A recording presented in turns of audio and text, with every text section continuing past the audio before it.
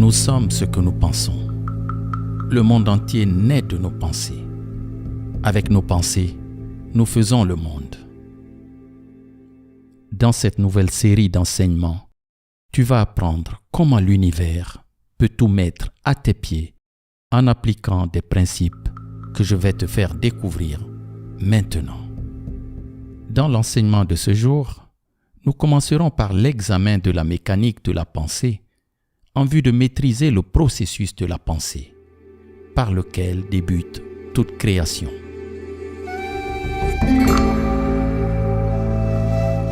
Si tu mets en pratique 3 fois par jour pendant 3 semaines les principes de métaphysique que je vais t'enseigner dans cette série, tu apprendras comment l'univers est capable de mettre à tes pieds tout ce que tu désires.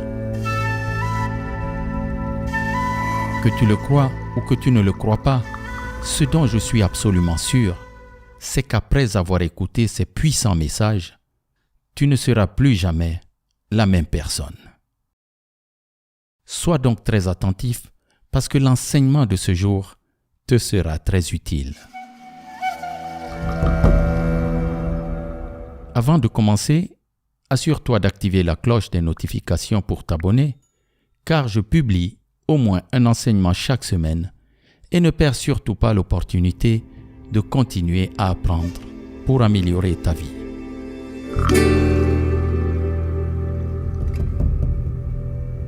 Nous sommes ce que nous pensons. Le monde entier naît de nos pensées.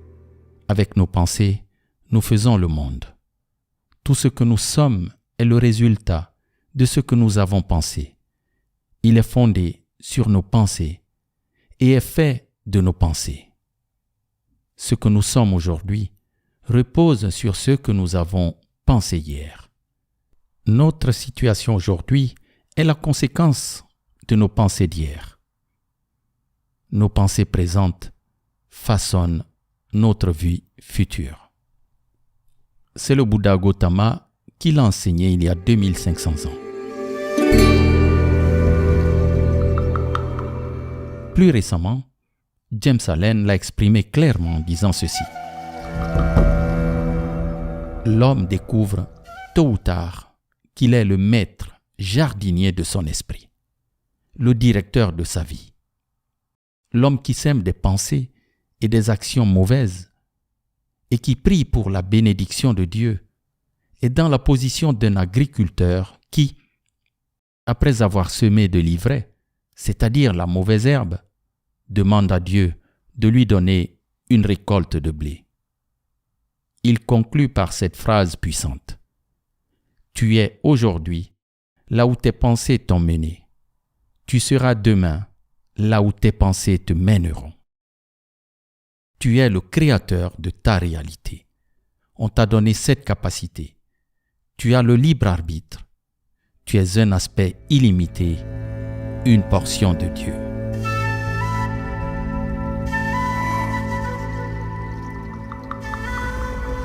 Emmett Fox a dit « Les lois de la pensée sont les lois du destin. Si tu crois en une chose avec conviction, tu l'attires dans ta vie. Tout ce à quoi tu crois grandit continuellement. Si tu permets à une chose d'occuper ton esprit, elle se magnifie dans ta vie. Peu importe que le sujet de tes pensées soit bon ou mauvais, la loi fonctionne et la condition grandit.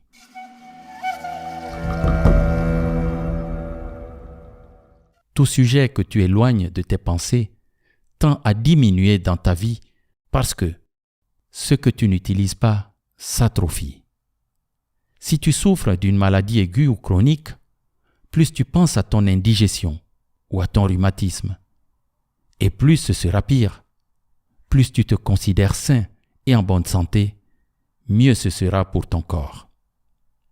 Si tu es entrepreneur ou investisseur et que ton affaire traverse une difficulté, plus tu penses au manque, à l'échec, à la ruine, pire se porteront tes affaires. Mais de manière générale, plus tu penses à la prospérité, à l'abondance et à la réussite, plus tu apporteras ces choses dans ta vie. Quoi que tu puisses expérimenter, sache que ta vie n'est que la réalité extérieure de l'image de tes propres pensées et croyances. Ce qui se reflète et se démontre à l'extérieur n'est que ta véritable conviction intérieure. Si tu changes tes pensées et croyances, alors l'image externe changera aussi. Mais attention, il ne s'agit nullement de faire de simples vœux pieux ou des affirmations formelles. Tu commences à obtenir des résultats effectifs à partir du moment où, jour après jour, tu penses et ressens réellement une chose. C'est à partir de ce moment que tu commences à poser, ici et maintenant, les briques de ton destin. De tout cela, j'espère que tu comprends que tout est entre tes mains. Personne d'autre ne peut te précipiter et te maintenir dans les difficultés ou le succès. Toi seul possèdes la jauge pour fixer tes limites inférieures et tes limites supérieures. Tu as cette capacité et le libre arbitre. Pour exercer ton libre arbitre, tu dois savoir choisir. Et pour choisir, tu dois savoir en quoi consiste la pensée.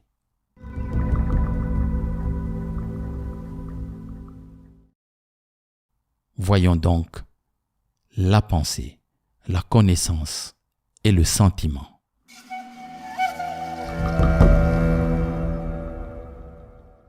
Emmett Fox nous interpelle sur un point essentiel.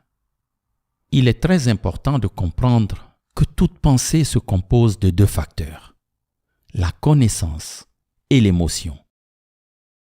Une pensée se compose d'une part de connaissance et d'une charge sentimentale. C'est le sentiment en soi qui donne le pouvoir à la pensée. Lorsque j'ai découvert ce principe, il y a une quinzaine d'années, cela a totalement changé ma façon de voir les choses. Écris-le dans les commentaires car c'est une idée qui va littéralement bousculer tes schémas cognitifs. Toute pensée se compose de deux facteurs, la connaissance et l'émotion.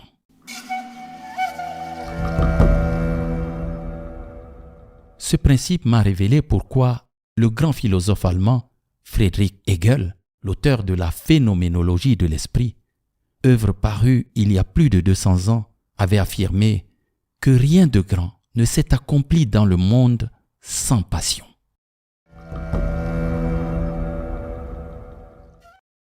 Nous savons tous que la passion est un sentiment, mais peu de gens trouveront les mots les plus précis pour définir ce qu'est la passion. Parmi les définitions possibles de la passion, celle du psychologue Robert Vallerand me semble être une des plus claires et des plus accessibles.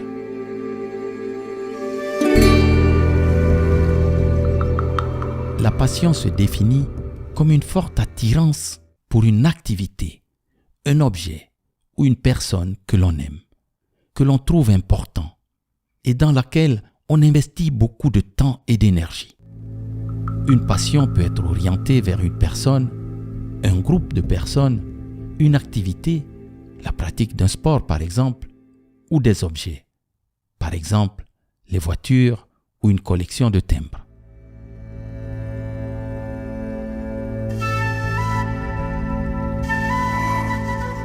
Pour revenir à Hegel, sans passion, sans conviction, rien de grand ne peut voir le jour. La pensée sans sentiment reste une simple connaissance. C'est le sentiment qui renforce la force créatrice de la connaissance. Autrement dit, quelle que soit l'importance ou la magnificence du contenu de la connaissance, si aucun sentiment n'y est attaché, rien ne se passera. Ce qui compte, c'est ce que nous croyons réellement. Ainsi, une rumeur sur quelque chose peut être totalement fausse, mais si tu la crois, elle a le même effet sur toi que si elle était vraie. Cet effet dépend de la charge sentimentale et émotionnelle que tu y mets. Si tu mets de la dépression dans tes pensées, tu seras confronté à la dépression et à l'échec. Si tu mets de l'entrain et de la motivation dans ta pensée, tu trouveras l'énergie pour transformer ta vie et cheminer vers le succès. Si tu veux comprendre ce que produit la charge affective lorsqu'elle est associée à une connaissance, à une information, je t'invite à écouter l'explication que j'ai donnée sur l'expérience de Rosenthal et Jacobson, une expérience scientifique que l'on désigne souvent par l'expression « effet Pygmalion ». Tu la trouveras dans la première partie de mon enseignement sur le phénomène de la jalousie et des personnes jalouses.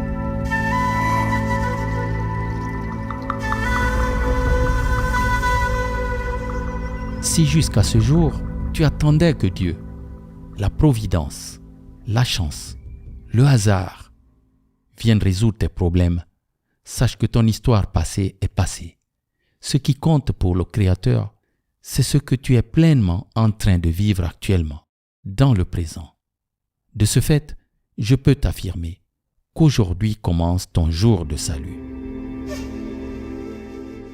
Si dans le passé, nos parents n'ont pas eu suffisamment d'outils pour nous orienter et nous permettre de prendre notre vie en main, sache que grâce à cette ère de la connaissance, tu as l'opportunité de donner un nouveau tournant à ta vie. Et tu dois commencer le travail en changeant les pensées et les paradigmes d'échec qui se sont implantés en toi et qui sont enfouis en toi. Avant que je ne te donne les 2 grandes mesures pour commencer à changer tes paradigmes, il est important que tu aies toujours à l'esprit les 4 principes qui suivent.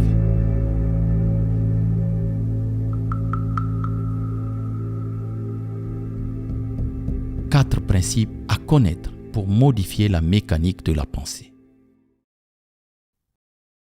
Ces 4 principes vont t'aider à te transformer. Visionne-les au réveil et avant de dormir. Puis, mets-les en pratique tous les jours et tu verras ce qui se passe dans ta vie. Rappelle-toi, les principes sont infaillibles. Ce sont les gens qui faillissent et se trompent au moment de les mettre en pratique. Ils se trompent parce qu'ils n'y croient pas, parce qu'ils ne les comprennent pas ou parce qu'ils les interprètent mal. Principe 1. Ce que tu penses se manifeste. Je te l'ai répété et continuerai à te le répéter. L'univers est mental. Et comme tu es une émanation de l'univers, ce que tu mets dans ton mental se manifeste dans ta vie. Tu peux retourner ce principe dans tous les sens.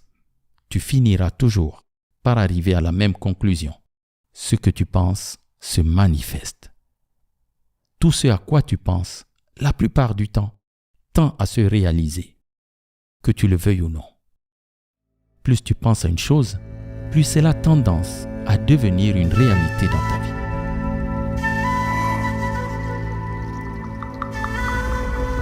Principe 2. Les pensées sont des choses. L'énergie de l'univers se transforme constamment et les pensées sont une énergie puissante qui peut être transformée en tout ce que tu veux. Pense positivement et tu verras arriver de bonnes choses dans ta vie.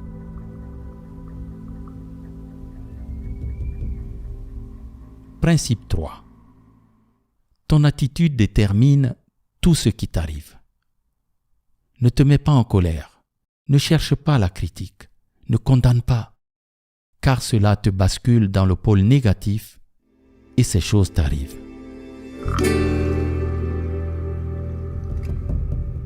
Principe 4. Ce que tu vois, c'est ta propre perception. Lorsque tu juges quelqu'un et que tu lui trouves des défauts, par un effet de miroir, tu mets l'accent sur tes propres défauts. Fais le contraire. Cherche ses qualités et ses qualités, c'est toi.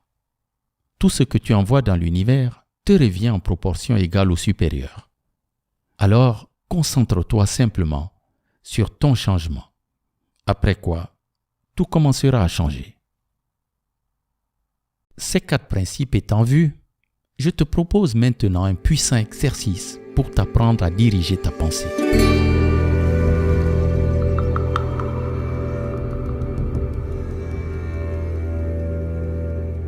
pratique pour diriger la pensée. Il existe une méthode pour dominer et contrôler le mental. Pour la comprendre, je vais te poser quelques questions. Prête bien attention. Quelle est la couleur dominante de la tenue que tu as portée hier? Quel est le dernier film que tu as regardé?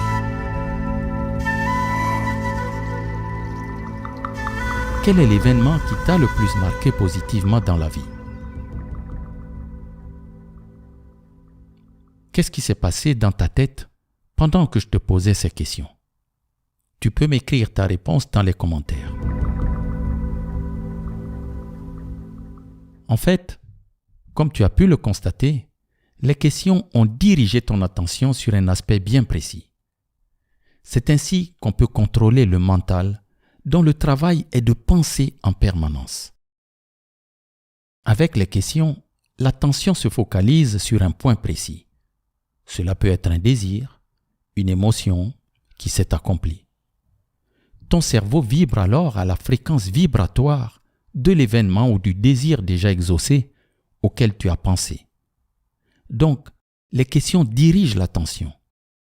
À son tour, l'attention dirige l'énergie. Et l'énergie permet la matérialisation. Je m'arrête ici pour aujourd'hui. Si tu as une expérience, s'il y a un autre point de vue qui te vient à l'esprit et que je n'ai pas cité dans cet enseignement, partage-le avec nous car cela va enrichir d'autres personnes de la communauté. Pour conclure, cher ami, dans le prochain enseignement, je te donnerai les 2 grandes mesures pour commencer à changer les paradigmes qui sont ancrés dans ta vie, dans ta conscience, dans ton subconscient. Je partagerai avec toi l'impressionnant témoignage d'une femme qui a écrit plusieurs livres pour expliquer comment elle réussissait tous les concours en appliquant les principes appris après avoir lu un livre sur le pouvoir de la pensée positive. Nous terminerons par une pratique basée sur un outil de transformation qu'on appelle l'incorporation et l'incarnation et qui aide à la matérialisation, à la manifestation. Si ce message t'a apporté de la valeur pour ton amélioration personnelle, partage-le généreusement avec les gens que tu apprécies. Abonne-toi et laisse-moi un commentaire sur ce que tu as pensé de cet enseignement. En attendant, je te dis à très bientôt. Que celui qui renouvelle les mondes à chaque instant soit toujours la source inépuisable de ton inspiration. C'était ton ami Josébert sur Fédéralitude la communauté.